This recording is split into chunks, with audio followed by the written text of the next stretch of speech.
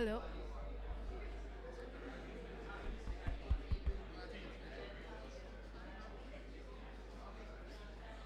It's fine. Hello. Bolu.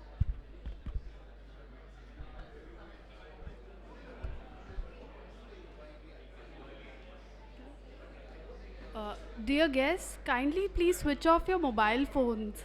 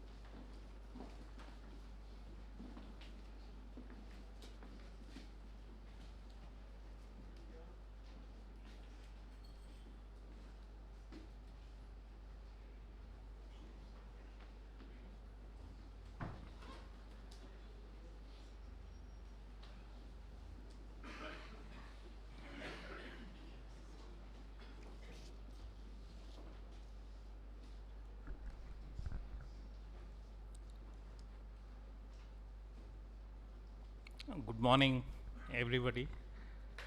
Um, on behalf of Faculty of Economics, let me extend a very warm welcome to all of you to the inaugural conference on South Asian economic development, the way forward.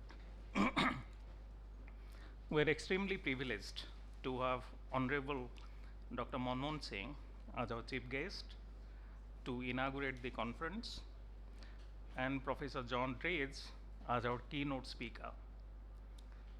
We'd like to welcome them with bouquets. I request Ram, a PhD student from Nepal, to give a bouquet to Dr. Manmohan Singh.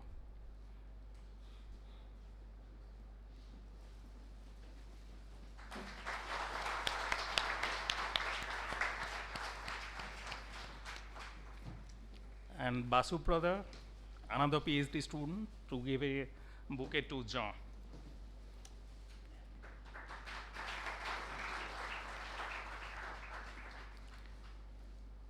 Now, this is the first international conference organized by Faculty of Economics, and it is dedicated to the memory of our founding president, Professor G.K. Chadha. While talking about the conference, I am reminded of a small incident.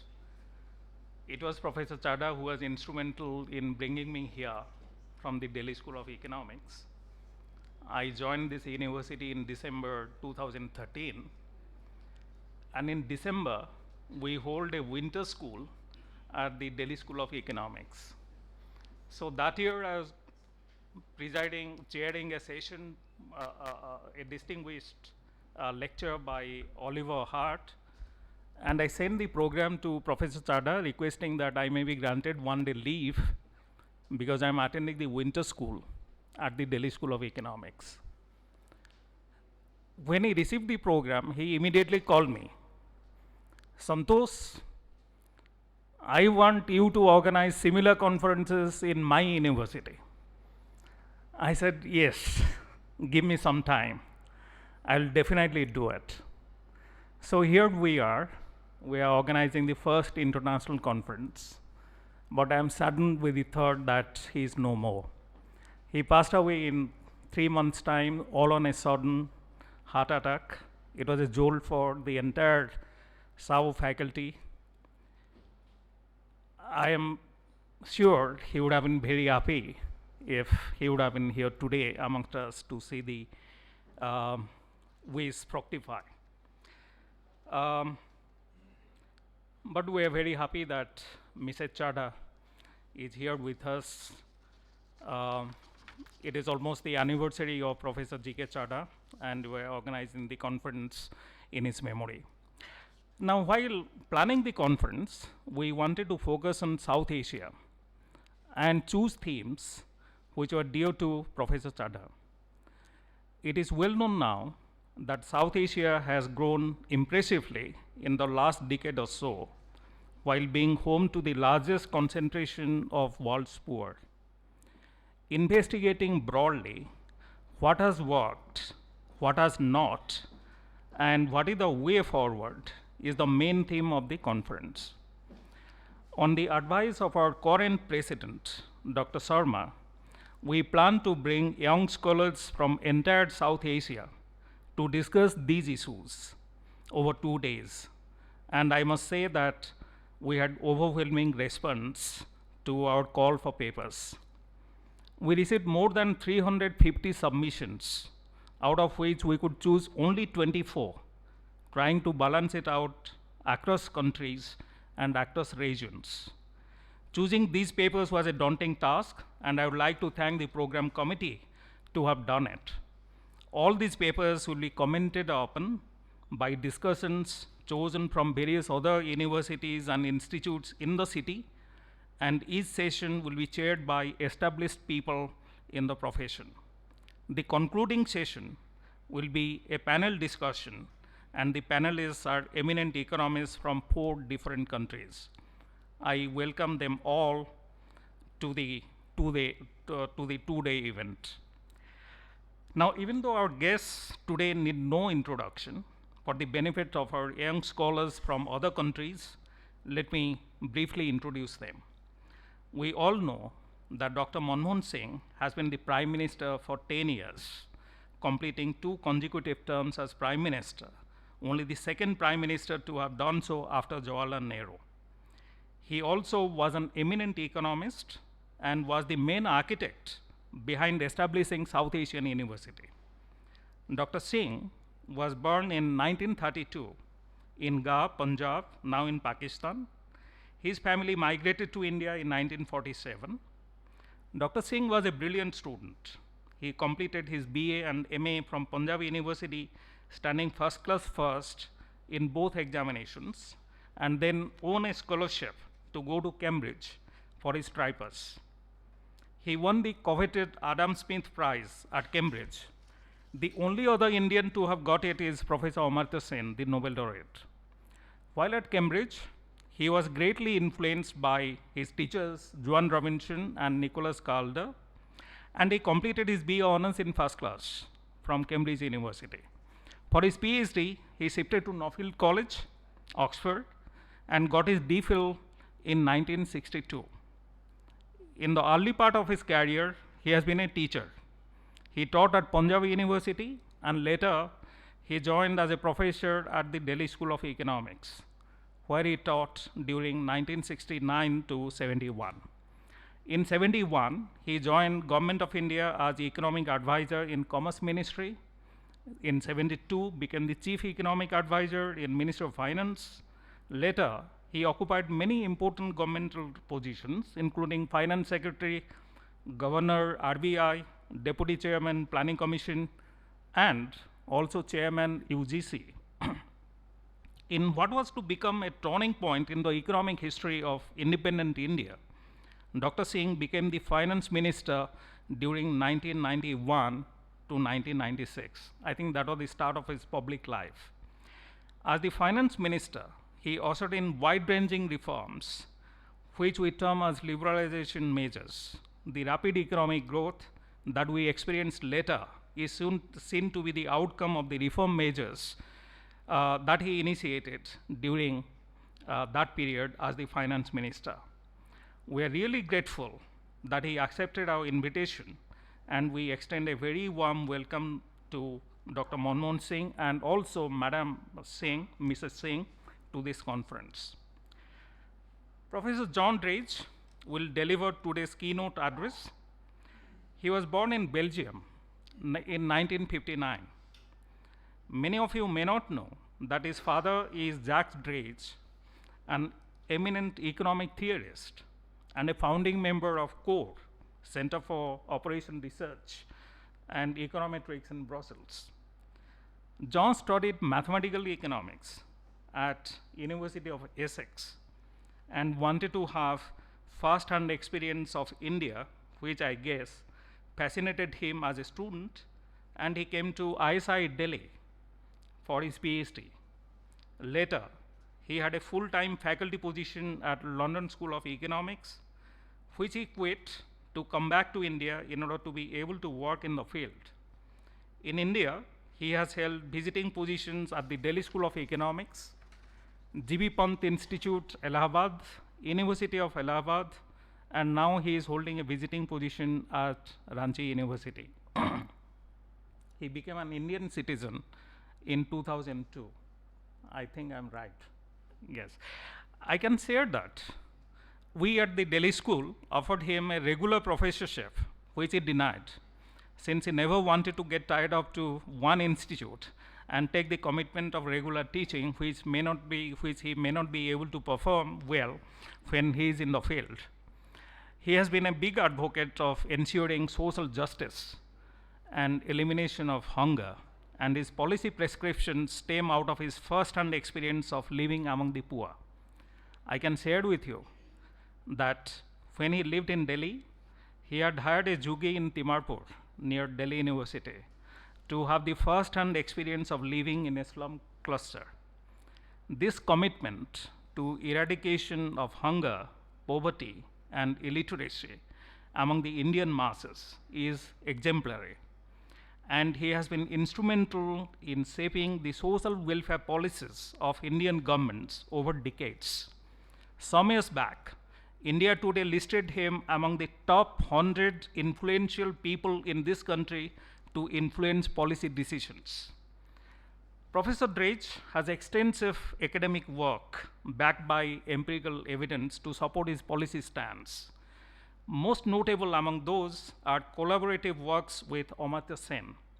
He has also collaborated with Nick Stern and Angus Deaton. With Amartya Sen, he has written, I guess, 8 books, if my counting is right.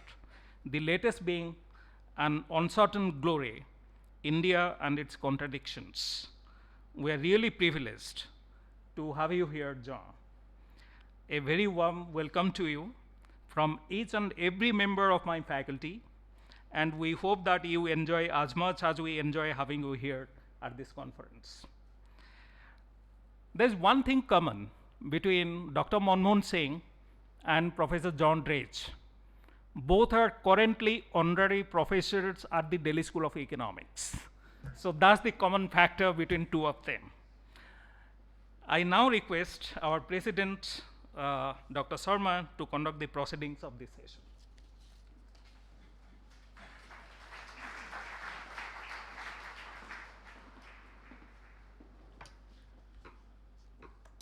Dr. Manmohan Singh, Mrs. Gursharan Kaur, Professor Jean Drez, Mrs. Chadha, Professor Panda, distinguished guests from different SAARC countries, colleagues from the university, and students. It's a rare privilege for us to have Dr. Manmohan Singh, who dreamt of the South Asian University and piloted it through SAARC to bring it to a fruition. It was a courageous vision, and the fruits of it, I think, will be seen in times to come, because it provides opportunities to bright young minds of South Asia to partake of innovative and excellent education, nurture future leaders with a regional consciousness, and aware of their responsibilities that they need to work together to solve the numerous problems that beset South Asia. Personally, sir, I would like to thank you specially because you released my book, 60 Years of UGC, on the occasion of the Diamond Jubilee of UGC. It's also a privilege to have you here, Mrs. Chadha. Professor Chadha worked tirelessly as the first president of the university to bring Dr. Manmohan Singh's dream, which became the nation's dream, to fruition. It is not easy to start a university. It has innumerable challenges which require a tremendous devotion of time and energy. But his labor has not gone in vain. Today we are a university with 5 faculties, 7 departments, and over 400 students. I think this is the 4th batch that will be going, and we hope to have our first convocation. Mrs. Kaur, it is a privilege to have you here with us. Again, you and I have interacted, you won't recall, but in IIC, when you came for the exhibition on Motaben, and we sat down for quite some time to have tea together. Thank you very much for making the time to come here. It is also a pleasure to have Professor Jean Drez here, and although he needs no introduction, a very detailed introduction has already been provided by Professor Panda. This evening, we will also have Professor Arvind Panagaria, and there are numerous paper presentations and panel discussions. As Professor Panda has already told you, when we were discussing this, I came up with this: why don't we have young scholars? We always hear from established people, and quite often we know what the point of view will be. it is the young people who will carry this forward, so we should have young scholars. Even if they are not so well known throughout the world, this is the point from which they will become well known and guide policy challenges and their solutions later on. And I'm very glad, as he told you, that we got a tremendous response, over 300 papers, from which some 24 or 25 have been selected.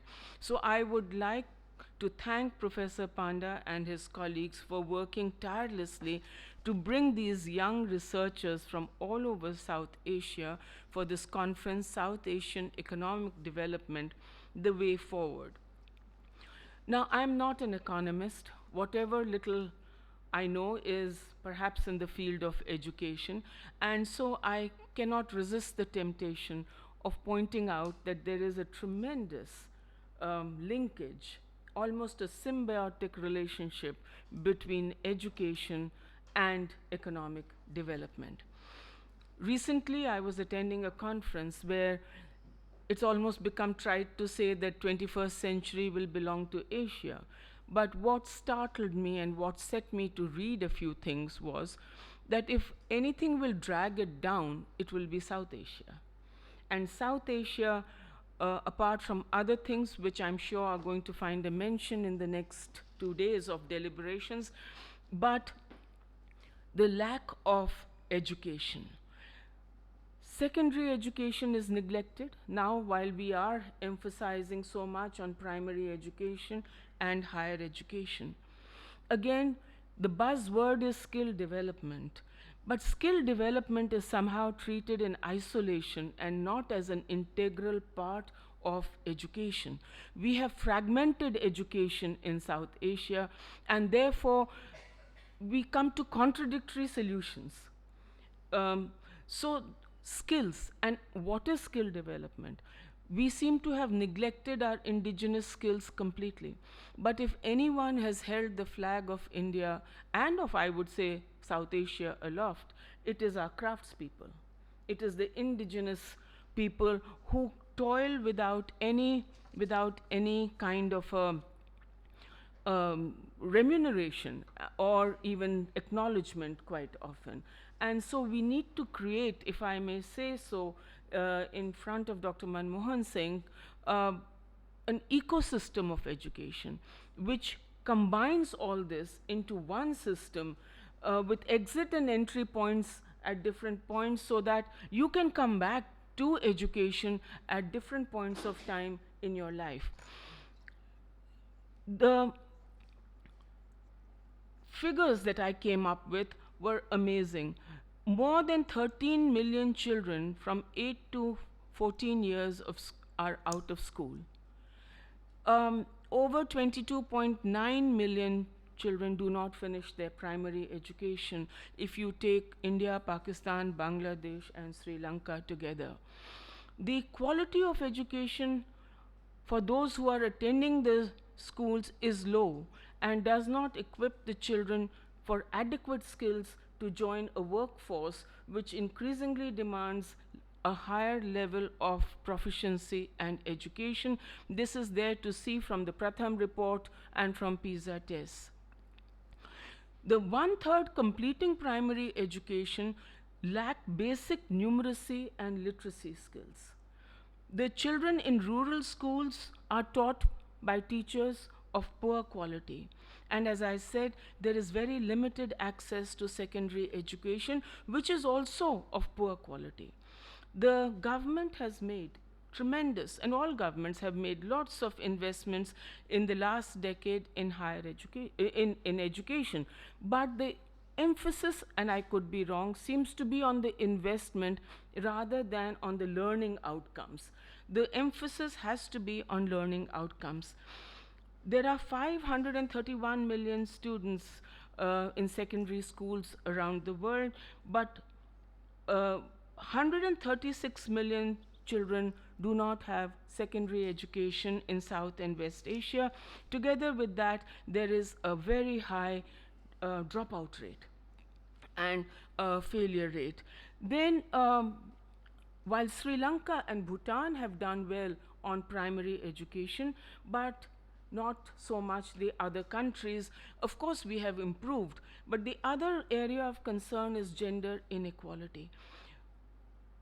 Most women, 15 years and above, adult women, cannot read and write because of the decade-old bias against gender and other cultural other cultural things. 52% of world's illiterates are in South Asia. So, of these, 63.6% are women. I could go on, but this is not the time or the place to do it. Now, we talk of demographic dividend. It is going to be a demographic disaster if we get it wrong. So the consequences are very grave for individuals, for nations, for the regions, and the world. Increasingly, people are asking, what is higher education doing for us? Why should we go and do it? And therefore, we need to have quality, we need to have equity. You cannot have development without equity. We need to have connect with the people. I talked about it yesterday also, but we need to also tackle the underrepresentation of women in South Asia, and especially in leading positions in education. As I said, education is a passion with me. I could go on with it, but this is not the time and place, and there is paucity of time out here. So thank you very much for being here with us. And now I will hand over to Professor Panda.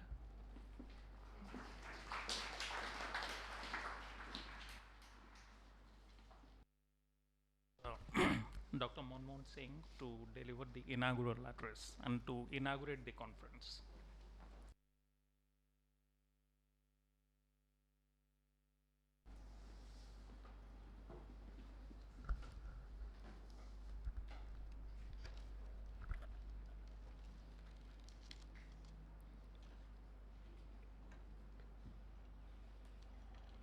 Dr.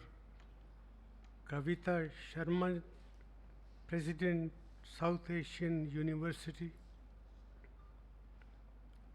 Dr. Jean Dres, Honorary Professor, Delhi School of Economics. Dr. Santosh Panda, Director, South Asian University. Mrs. Chadha, members of the faculty of South Asian Universities, dear students, ladies and gentlemen, I am truly delighted to be here today at the South Asian University to inaugurate this international conference on South Asian economic development, the way forward, organized to honor and to celebrate the memory of a very dear friend of mine, Professor G.K. Chadha, the founding president of the South Asian University. Professor Chadha, an eminent and distinguished economist and a renowned academic administrator, was the moving spirit behind the operationalization of the idea of South Asian University and in giving this idea a concrete shape. I had the opportunity to know Professor Chadha very closely for a long period of time since his student days at Punjab University, Chandigarh. An untiring worker for the cause of the university till his last breath, Professor Chadha embodied a rare mix of visionary zeal and sense of tenacious perseverance and impatience with any sense of stasis, qualities that enabled him to successfully implement one of the most challenging tasks of academic institution building in South Asia in recent times.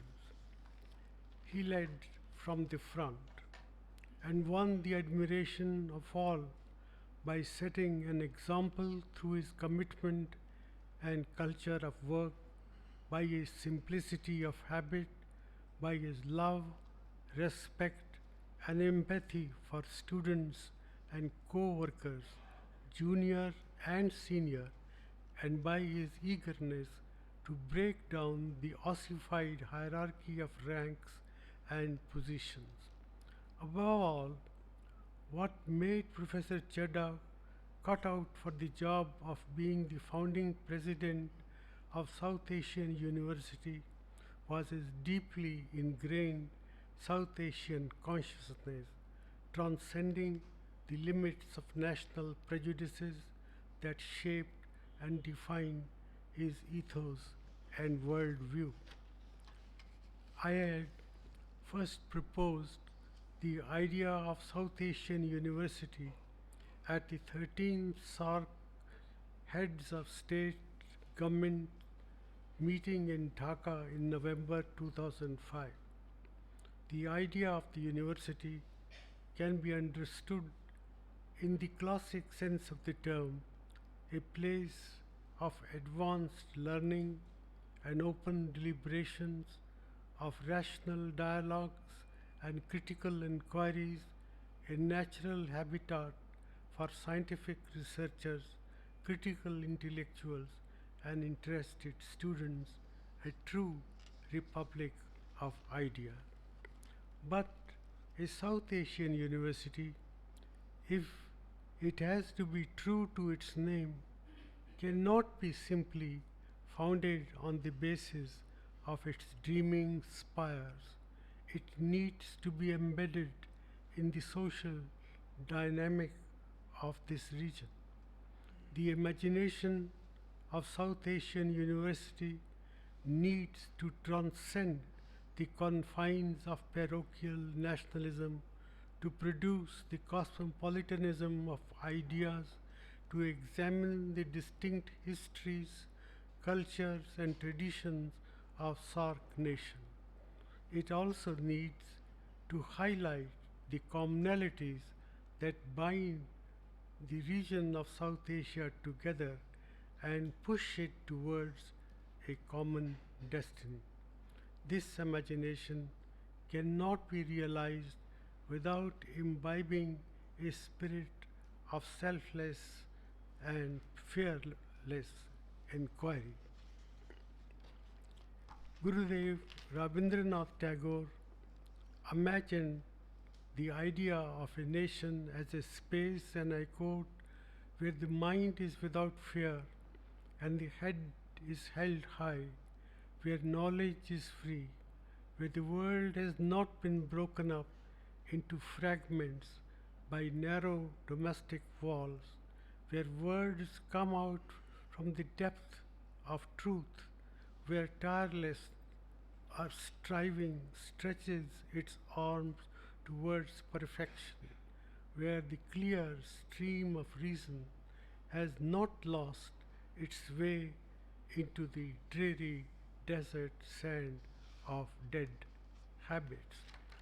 Ladies and gentlemen, this Catholic spirit of inquiry and the pursuit of truth are fundamental elements which give meaning and content to the idea of a university.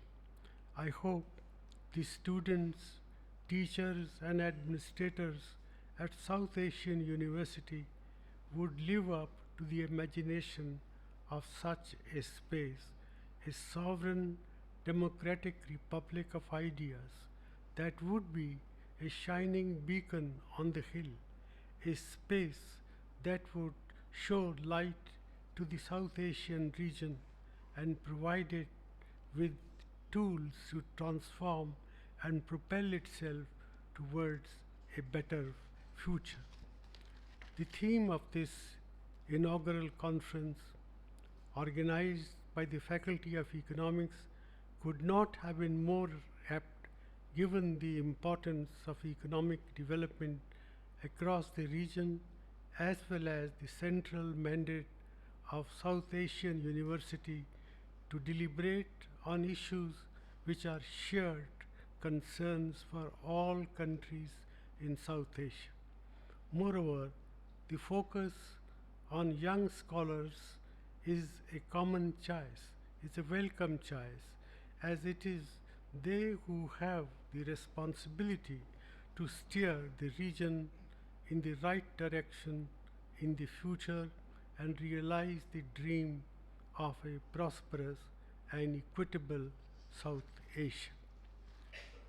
In spite of the robust economic growth achieved by individual countries as well as by the region as a whole, as Dr. Sharma has pointed out, Dr. South Asia still has the largest concentration of poor people and uneducated or ill-educated people in the world. It is imperative to reflect on this persistence of poverty, and I'm very glad that Professor Jan Drees is here to lead the discussion on this very important subject. Most discussions on the economies of the region have focused on barriers to growth, including inadequate intra-regional trade, lack of physical connectivity across the region, and massive energy deficit. While the thrust on the means to generate accelerated growth is quite legitimate, we do need to go beyond it and ask why the significant growth in most South Asian countries in the recent past has not translated to rapid poverty reduction and improvement in human development for the majority of the population. Issues of quality of education that Dr. Sharma has raised in her introductory remarks are also very relevant and topical.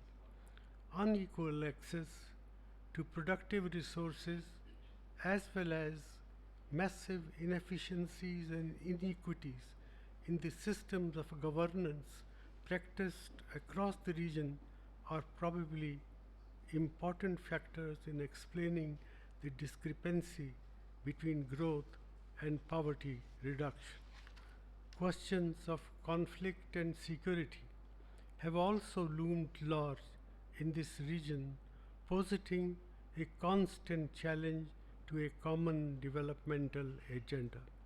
Without a satisfactory resolution to the different intra and international conflicts which plague this region, the goals of inclusive development cannot be realized. Ladies and gentlemen, the conference program includes a rich collection of papers across varied themes and national context.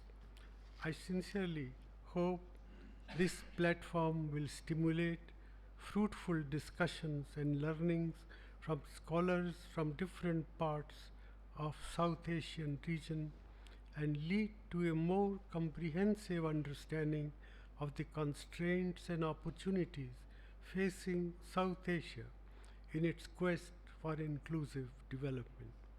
The role of equitable and sustainable agricultural development, the management of water resources,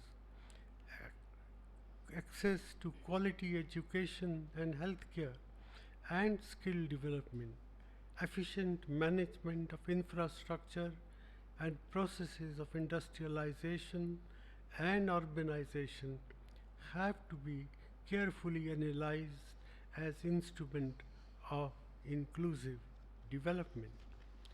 A comparative analysis of development experience of countries of South Asia can provide valuable insights for accelerating the pace of balanced, equitable development.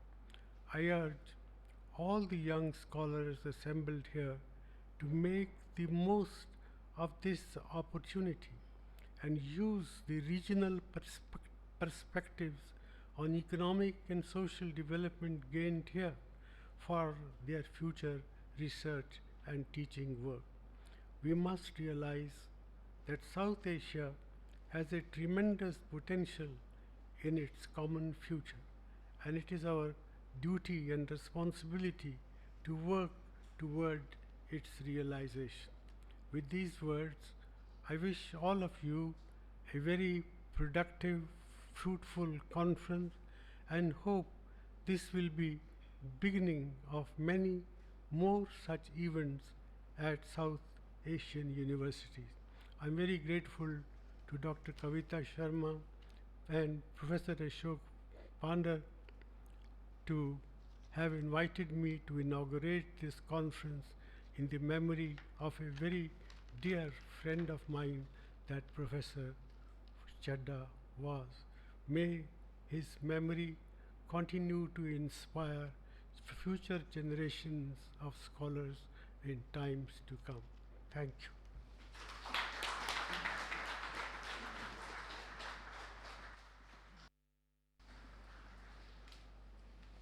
Thank you, sir. I now request John to present his keynote address.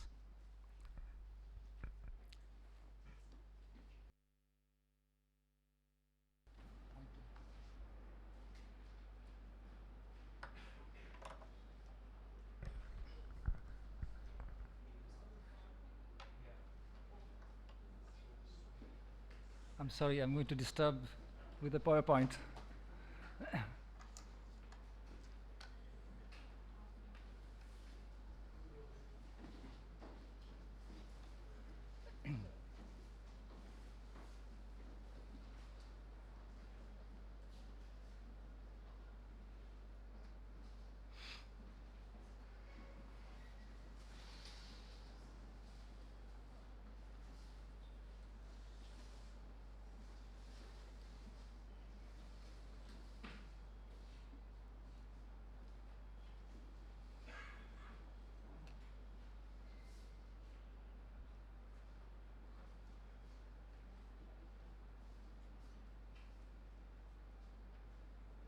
No action.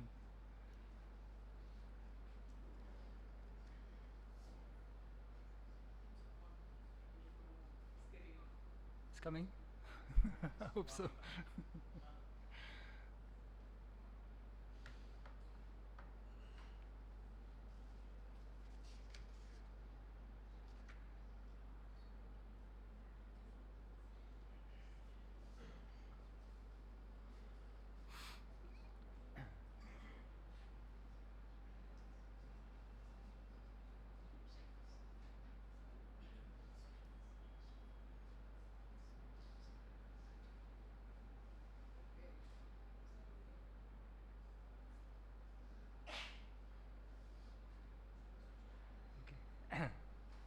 Thank you. Dr. Manmohan Singh, Dr. Kavita Sharma, Dr. Santosh Panda, Mrs. Kaur and Mrs. Chadha. I am very grateful to the South Asian University for inviting me to this conference in honor of Professor G.K. Chadha. I salute his memory and particularly his contribution to the creation of this university. As I understand it from the university's mission statement, the first mandate of the university is to promote mutual understanding and learning among the countries of South Asia. This is indeed a wonderful purpose. I have had many enlightening conversations here with students from different South Asian countries during the last few days, and I envy them for studying in this cordial international atmosphere.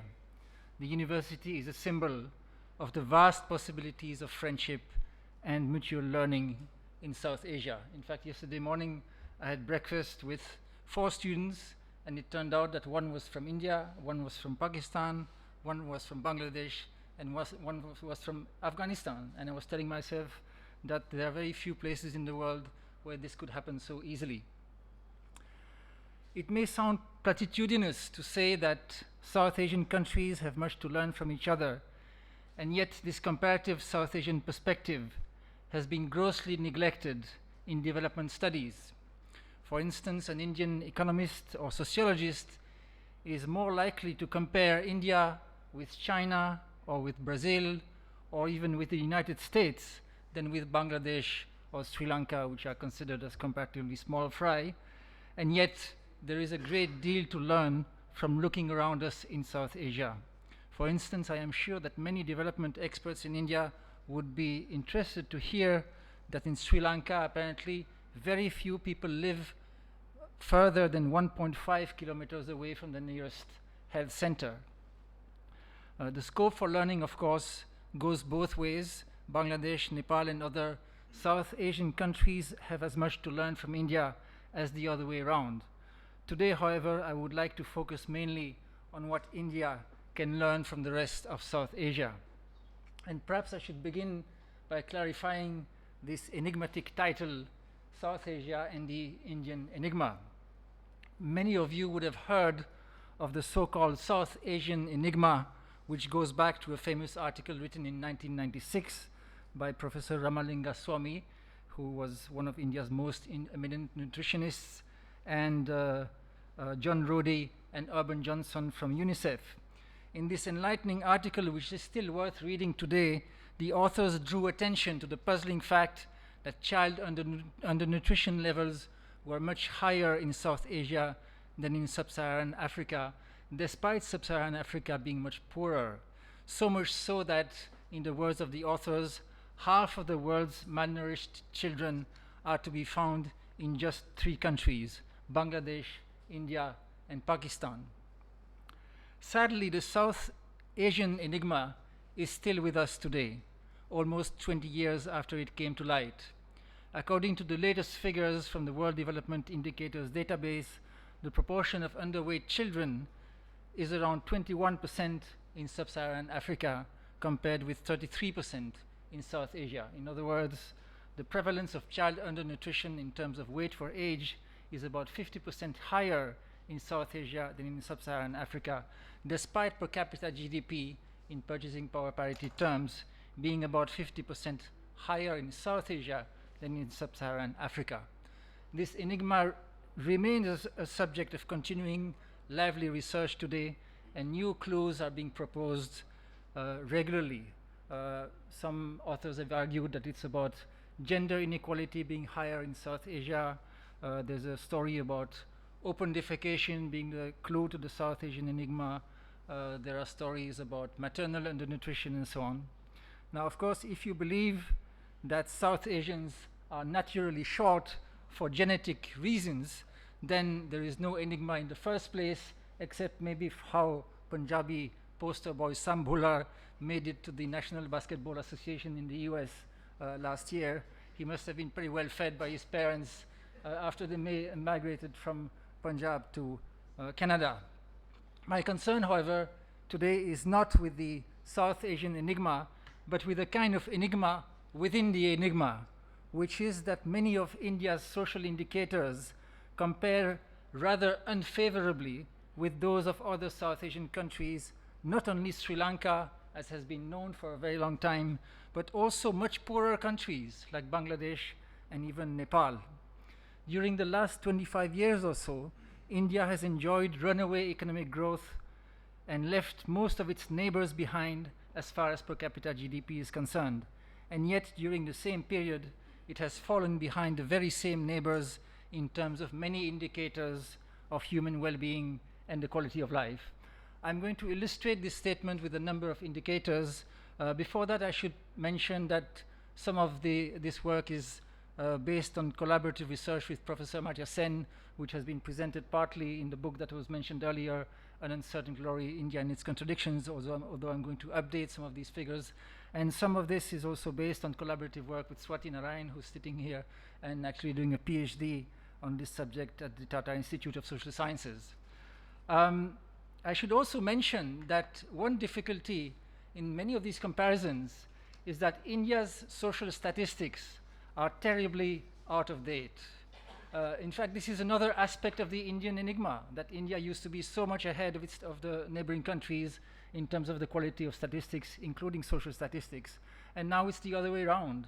Pakistan, Nepal, Bangladesh all have regular national health and nutrition surveys, whereas in India, the last reliable national health and nutrition survey goes back to 2005-06, a full 10 years. We have had a full 10 years without a reliable national health and nutrition survey, making it very difficult to keep track of basic things like immunization coverage or the extent of child undernutrition.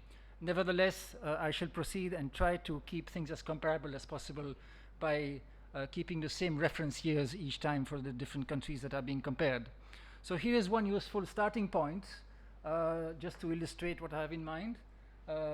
This is the league of per capita incomes in South Asia and child mortality rates. And you can see this is ranked in increasing order of child mortality. So you can see Sri Lanka at the top with a very low child mortality rate of 10 per thousand, which is not very much higher than the richest countries in the world. And then going up to 36 in Bhutan, 40 in Nepal, and India pretty close to the bottom of the ranking. In fact, at the bottom, except for Pakistan. In spite of the fact that India is far from the bottom in terms of per capita GDP. It has about twice the per capita GDP of Bangladesh and not far from 3 times the per capita GDP of Nepal. But in spite of that, it has higher child mortality rates than both countries. And in fact, this is an illustration of a more general pattern. Not only does India have the second highest child mortality rate in South Asia next to Pakistan, it also has the lowest life expectancy at birth, along with Pakistan again, the second highest maternal mortality rate next to Nepal, the second highest fertility rate next to Pakistan, the worst child immunization rates along with Pakistan, the highest rates of open defecation, including all countries by a long margin. And to the best of our knowledge, because as I said, there is some doubt about recent trends in that respect, it also has the highest proportion of underweight and stunted children in South Asia. And this was not always like that by any means. If you go back 25 years, then you would find that in those days, instead of being something like second worst in terms of many indicators within South Asia, India would have been more likely to be second best next to Sri Lanka. Here is an illustration of what happened. The comparison between India and Bangladesh, of course, has been relatively well researched and has been also reasonably well discussed. These are the child mortality rates in India and Bangladesh from 1980 onwards. This is the period when India was growing much faster than Bangladesh in terms of per capita GDP, so that the gap in per capita GDP increased considerably in India's favor during that period. But during the same period, Bangladesh overtook India in terms of child mortality. It had a higher child mortality rate than India at the beginning of the period and a significantly lower child mortality rate at the end. And again, this is an illustration of a more general pattern. Without going into details, here we're comparing India and Bangladesh around 1990 and then again around 2013, which is the latest year for which data, comprehensive data are available. So again, we find the gap in per capita GDP has increased in India's favor in that period, but infant mortality was lower in India than Bangladesh at the beginning, and that's reversed by the end. The fertility rate in India was lower in Bangladesh than, in India than in Bangladesh at the beginning. It was reversed by the end. Immunization rates were similar in 1990. Now they are very much in favor of Bangladesh. Female literacy was much higher in India than Bangladesh in 1990. Now they are more or less at par, and so on and so forth. Now, this raises a lot of questions about, what is happening, and there has been some research on that. We don't have detailed answers, but there are some interesting clues. For example, emerging from 2 comparable surveys that were conducted in India and Bangladesh around 2006. This is the 3rd National Family Health Survey, the last reliable health and nutrition survey in India, and in Bangladesh, the so-called Demographic and Health Survey. These surveys are as comparable as it gets. You cannot get more comparable surveys. It's the same questionnaire, the same method, to some extent even the same agencies. So, this is not a problem of lack of comparability. And you can see that whether we look at child immunization or recommended breastfeeding practices, vitamin A supplementation, treatment of diarrhea with oral rehydration therapy, or what I've called here freedom from open defecation, which is basically having a latrine at home. In all these respects, almost 10 years ago, Bangladesh was already very close to universal coverage. Not quite universal, but it was getting there. And if you were looking at the same statistics today in Bangladesh, as you can indeed do, because there are more recent surveys in Bangladesh, unlike India, you would find that the coverage now is even closer to universal in terms of all these basic indicators of public health. Whereas in India, at that time, it was below 50% in each case, and in some cases, much below 50%. So here is a dramatic indication that there is a serious problem of public health in India. And incidentally, one interesting aspect of this is that these figures have been around for a long time. They are there on the internet. You don't need a PhD in economics to download them. Any curious, intelligent youngster can look at them, and they should really have been the subject of a lot of discussion, and yet they are barely noticed in public debates. Now, the contrast with Bangladesh has been discussed to some extent, but as I said, it's not just Bangladesh. A similar contrast now is emerging with Nepal, and that's even more intriguing because Nepal is very much poorer than India. It's even poorer than Bangladesh. We did not talk about this a lot in our book because at that time we had some doubts about the Nepal statistics.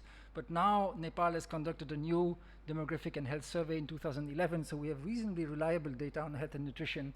And you can see once again that despite being so much poorer than India, Nepal is doing better, not a lot better, but significantly better in so many respects, whether it's life expectancy, child mortality, fertility rates, immunization certainly, neck to neck on female literacy, and lower incidence of open defecation. Now, this changes the terms of the problem, I think, because if it's only India and Bangladesh, then perhaps what we should do is go to Bangladesh and find out what they've been doing there, as some researchers indeed have been trying to do. Is it about the role of NGOs? Is it about eating rice and fish or something? But if it's not just Bangladesh, and it's also Nepal, and in fact, for that matter, pretty much the whole of South Asia except Pakistan, then maybe we should be looking for the clue, not in Bangladesh or Nepal, but in India. We should be trying to find out what is it in India that is making it hard to do things that so many countries around us seem to be able to do, even when they are much poorer. One dramatic illustration of the point I'm trying to make concerns the issue of open defecation, which is now pretty well known in India. It was a kind of non-issue until very recently, until just a few years ago. There was virtually no discussion of this whole issue of open defecation. In fact, I remember that 3 or 4 years ago, when I noticed for the first time, at that time there were no international statistics on open defecation like there are today. And when I found in a survey of Bangladesh that 90% of households in Bangladesh have a latrine, I didn't believe it. I thought this can't be right. And I wrote to some friends in Bangladesh, and I said, hey, what is this survey, and do you really believe this? And then they wrote back and they said, well, actually it may well be true because people generally do have latrines in Bangladesh. And that was a discovery for me because in India, we somehow take it for granted that defecating in the open is part of poor people's lives. That's what they do. They can't afford the toilet, so they go in the open, and what's the big deal? Of course, over time it will improve, but it's not a major issue. In the meantime, more and more data has emerged, and now we realize finally that India is virtually in a league of its own, not just in South Asia, but in the world, as far as open defecation is concerned. To find higher rates of open defecation, you have to go far away from South Asia. You have to go to places like Chad in Africa, which are not only desperately poor, but also have vast open spaces, making it relatively easy to understand why it may not be the priority of a poor person to build a latrine. Within South Asia, of course, India has been outdone by all other countries, including Nepal, Bangladesh, and Pakistan.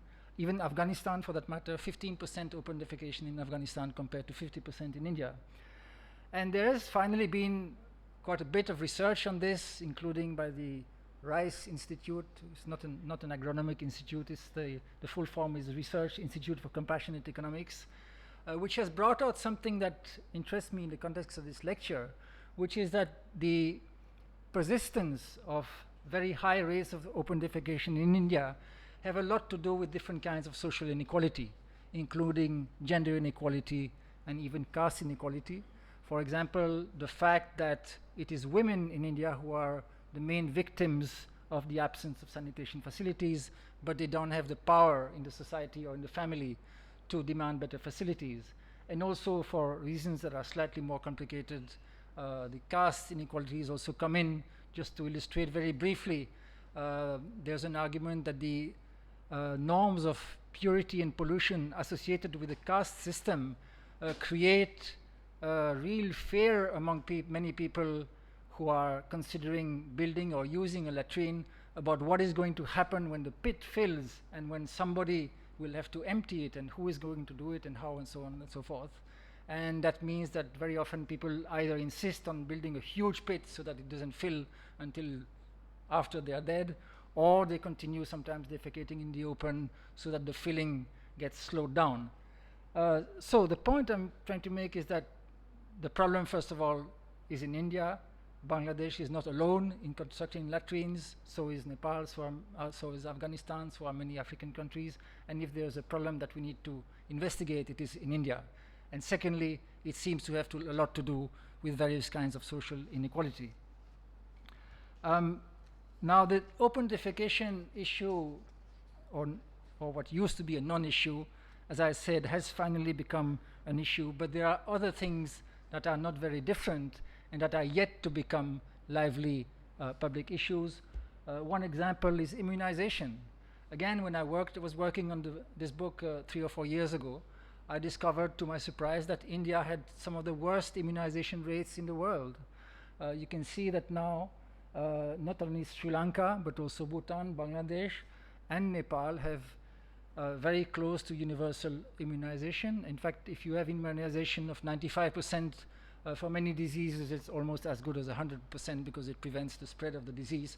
So immunization for practical purposes is more or less universal now in all these countries. But India and Pakistan are way behind and have immunization rates that are more comparable to those of sub-Saharan Africa. I should mention that the latest reliable statistics on immunization in India, so far as I know, go back to 2009, so it's possible that in the last few years there has been progress, but if there is, we don't really know. Last illustration. So immunization, I think, again, the point is we have to ask ourselves, why is it that India is finding it difficult to do these simple things that so many other countries seem to be able to do? Last illustration. Literacy.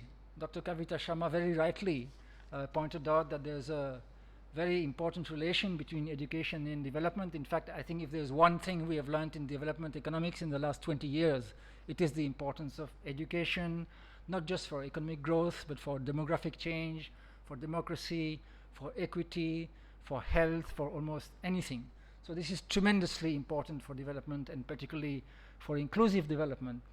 Now, here again, surprisingly, Nepal and Bangladesh have been catching up with India, in spite of India having a big head start and being so much better placed in so many ways to promote school education. Now let me explain how to read this graph, which was prepared by Swati Narayan based on census data for each country in 2001. So again, it's very comparable data. The first bar chart is the literacy rate in the 10 to 19 age group in 2011, and then next one is literacy rate in the 20 to 29 age group, which we can also think about as the literacy rate for the 10 to 19 age group 10 years ago. It's not exactly right because the mortality rates are not the same for literate and illiterate people. So in fact, when you do it that way, you slightly overestimate the historical literacy rates. But let's overlook that. It doesn't matter much for our purposes. So what I'm saying is that you can read this from left to right, and you can think of this as the youth literacy rate in the age group of 10 to 19 in 2011, 2001, 1991, 1981, 1971, and so on and so forth. And so what you see is that the youth literacy rates 40 or 50 years ago were much greater in India than in both Bangladesh and especially in Nepal. Nepal was virtually totally illiterate 50 years ago, whereas India already had important centers of learning, and substantial parts of India already had significant literacy rates. So at that time, India was the leader. And then as you move over time now from right to left, you can see how Bangladesh and Nepal are catching up with India and now having virtually the same female literacy rates in the younger age groups as India. Okay, I think the point has been made. I'm not sure how much time I have left. 10 minutes? 10, yeah, okay. So I want to make one more important point before I conclude, which is that when we look at these country averages, we're missing a very important aspect of this picture, which is that the inequalities are much larger in India. This may not be obvious. I'm not thinking only of economic inequalities, I'm thinking of inequalities of all sorts, of class, of caste, of gender, of region. All these inequalities, I suspect, are much larger in India, and I think there is some evidence that we can use to substantiate that point. Starting with the regional inequalities. It may not be obvious that the regional inequalities within India are larger than they would be, let us say, in Bangladesh and Nepal. But if you think about it, actually there are many good reasons why you would expect that to be the case. And this is exactly what the data shows. Here we are looking at something called multidimensional poverty, which sounds like a complicated concept, but actually it's quite simple. The basic idea is that poverty manifests itself in different kinds of deprivations. It could be not being able to go to school, it could be being in poor health, it could be not having sanitation facilities, it could be being hungry. So poverty is basically a kind of multidimensional deprivation vector. And then what you do is you make a list of what you consider to be basic deprivations that you would like people to be free of, and then you count a household as poor if it has more than a certain proportion of these deprivations, let's say 30% or 50%, whatever the cutoff is. Then you count that household as poor, and then you can do a headcount ratio like we do in traditional poverty analysis. So this is the headcount ratio, the proportion of poor people who are counted as poor based on this multidimensional poverty method. One nice thing about this approach, of course it's somewhat arbitrary like any poverty measurement method. One good feature of it is that it makes it easier to make international comparisons, because when we make international comparisons of traditional poverty estimates based on per capita expenditure or income, then we face all kinds of price index problems, differences in not only in prices between countries, but also in public infrastructure, public services, and so on. Whereas here we cut through all that and we look directly at the deprivations that people experience. So if you do this, what do you find? Firstly, if you look at the last row in this chart, the average for India and Bangladesh is not very different. So in terms of multidimensional poverty, the two countries are similarly placed despite Bangladesh having such a lower per capita GDP. But the other interesting thing is that if you look across the divisions of Bangladesh, these are the 6 divisions. I think today there are 7, but at that time there were 6. These are the 6 divisions of Bangladesh. And you can see that the figures are bunching fairly closely to the national average. So the variations between divisions are not very large. Whereas in India, we find enormous variation, with the headcount index of poverty being as low as 13% in Kerala, and then going up a little bit in places like Himachal Pradesh and Tamil Nadu. Gujarat bang in the middle as usual. Gujarat is always around the middle. It's not a model, it's a middle. Then West Bengal, and then the so-called Bimaru states, Bihar, Madhya Pradesh, Uttar Pradesh, Jharkhand, Rajasthan, and so on, which have levels of poverty which are not only much higher than the Indian average or much higher than the Bangladesh average, but much higher than the worst division of Bihar. Now, Sylhet is a tiny place. It's like a big district of India. Many districts of India have a larger population than Sylhet. So what we were seeing is that in India, there are enormous, not pockets of deprivation, there are enormous areas of deprivation, which are basically like hugely bloated versions of small pockets of acute deprivation in Bangladesh, or for that matter in Nepal. So we have these huge areas which have extreme deprivation of a kind that we barely find even in the poorest areas of Bangladesh, or for that matter of Nepal. Now, of course, if you're statistically minded, you will point out that when you cut a country in 20, you are bound to find more variation than if you cut a country in 6. So this is not exactly comparable. So just to correct for that in some rough fashion, what I did yesterday very quickly is I divided India in 6 broad regions central Uttar Pradesh, east, northwest, and so on, so that there's more comparability between the two countries. And then I did a population weighted average of the previously shown head count ratios. And when you do that, the variation is diminished to some extent, but not very much. You still find that the variation is enormously greater in India as in Bangladesh. And indeed, that is what you would expect, not only because it's a larger country where there's more diversity of agroclimatic zones and environment and so on and so forth, but also because it's a federal country where there's more scope for diversity in public policies. I'm going to skip the next one to save time. Still on the subject of inequality, what about gender inequality? Well, gender inequality, of course, is found across South Asia, or for that matter, across the world. But in some respects, it's worse in India than in the rest of South Asia. Here is one example, the child sex ratio. So this is the sex ratio, the female-male ratio in the age of 0 to 6 years.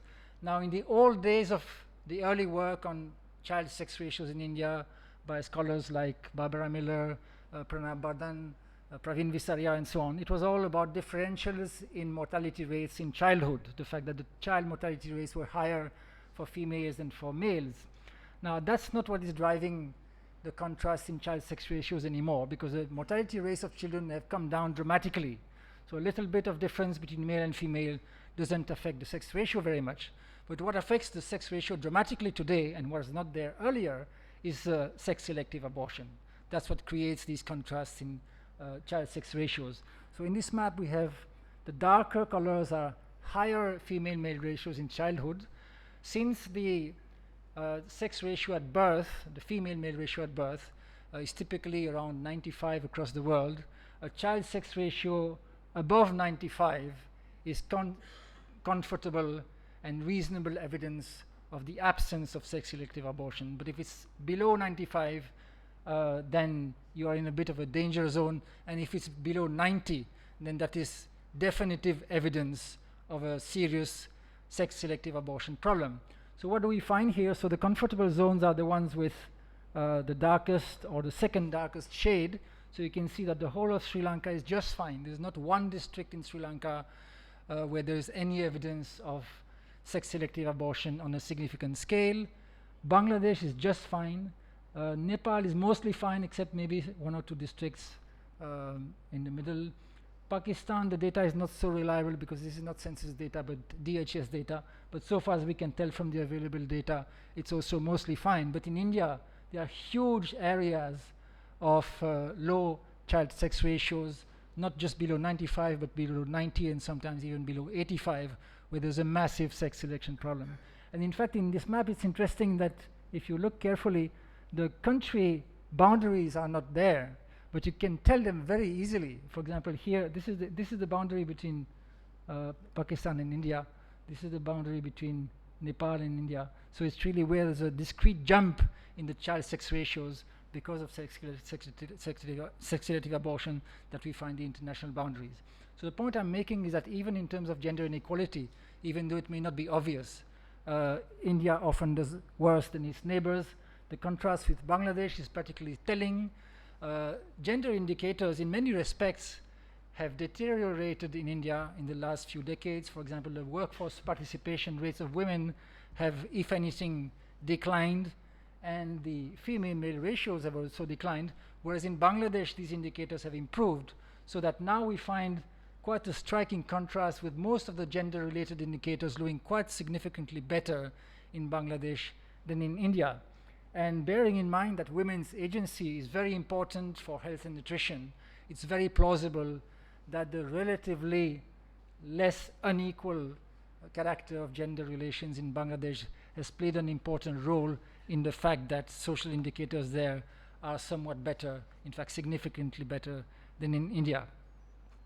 I wanted to also say something about caste and class inequalities, but I'll skip that to save time because I want to say something before concluding about the possible reasons for the Indian enigma. But the point is basically the same, that insofar as we can tell from available data, the inequalities seem to be significantly larger in India.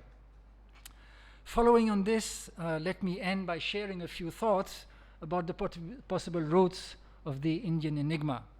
Why have 25 years of runaway economic growth in India not led to a corresponding leap forward in people's living conditions? Of course, there has been progress, significant progress, that's certainly not to be denied, but not anything like what you could have expected or hoped based on India's very rapid rates of economic growth. Why is it proving so difficult to do simple things that are being done all around us, such as ensuring that every child is vaccinated or that every household has a latrine? Why is India being overtaken by its poorest neighbors, even in the field of elementary education, despite having much larger financial, administrative, institutional, and human resources?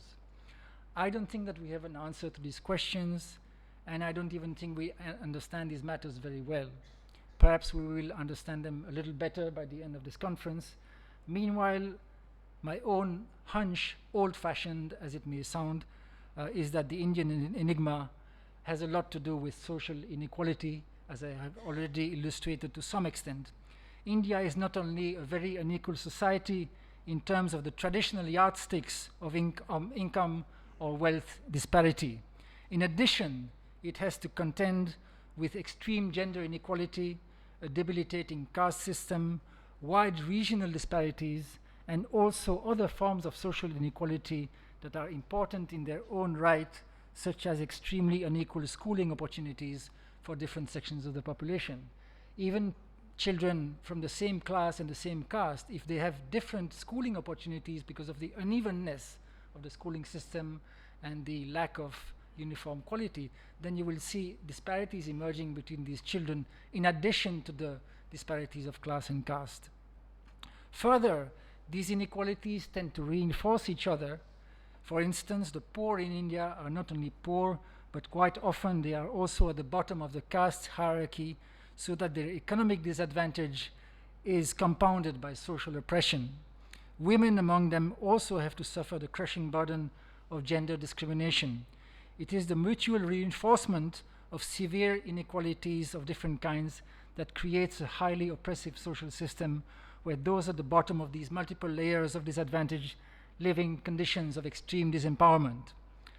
How this web of social inequalities slows down human development is something we do not fully understand, but some links are easy to see. Learning achievements cannot be expected to be high when a teacher does not consider education to be important for his or her pupils. Social norms are slow to change when the society is compartmentalized in a hierarchy of groups that have their own norms. Public services are difficult to improve when privileged groups have made their own arrangements from the private sector. Policy priorities can hardly be expected to give the poor their due when public policy is hostage to powerful interests. Political democracy, as Dr. Ambedkar warned long ago, cannot serve its purpose without a modicum of social and economic democracy. These problems are not unique to India, of course, but perhaps they are taking an extreme form in this country, and perhaps this is an important clue to the Indian enigma. Now, perhaps we should call it actually the Indo-Pak enigma, because a lot of what I've said applies to Pakistan as well. But I think in Pakistan there are additional problems of violence and political instability and so on that make it a little easier to understand why things are not moving the way they should. In short, there is far too much inequality in India, and more must be done about it. Indeed, there is nothing immutable about social inequality. In fact, the Indian states that have progressed most are those where the legacy of extreme social inequality has been confronted in one way or another. Kerala, Tamil Nadu, and Himachal Pradesh have not eliminated social inequality by any means, but they have ensured that most people have access to essential facilities and services such as functioning schools, decent health centers, social security pensions, and also basic amenities like electricity, clean water, and public transport. This is not the end of inequality, but it does lay the foundations of inclusive development. These experiences within India reinforce the lessons of international comparisons in South Asia. There's a loud message here for Bihar, Uttar Pradesh, Madhya Pradesh, and other Indian states where the baggage of extreme social inequalities remains unattended. unless we hear this message and act on it, business-driven economic growth is unlikely to deliver more in the future than it has done in the past. Thank you.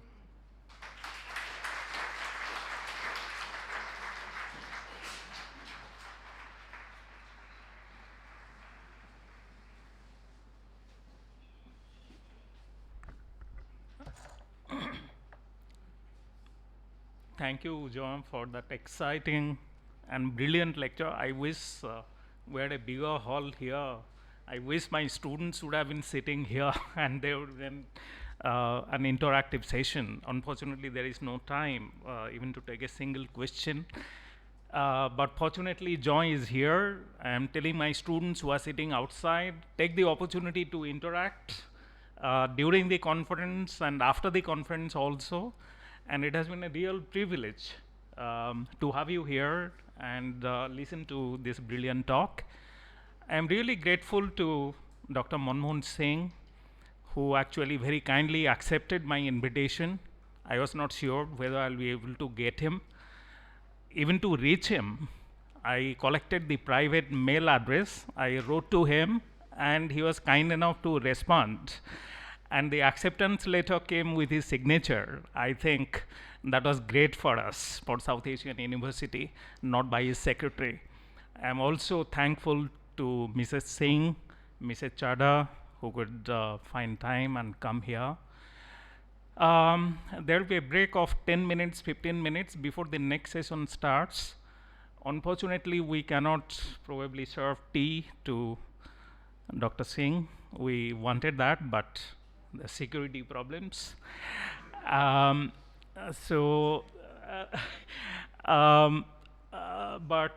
we would like to give a memento. So I would request, Ram, please give the memento to Dr. Sharma, our president, who will hand over the memento to Dr. Manmohan Singh.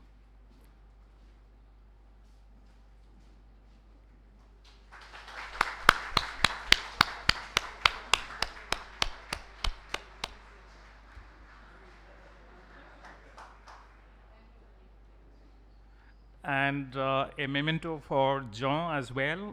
Basu Prada, please give it to Dr. Sharma.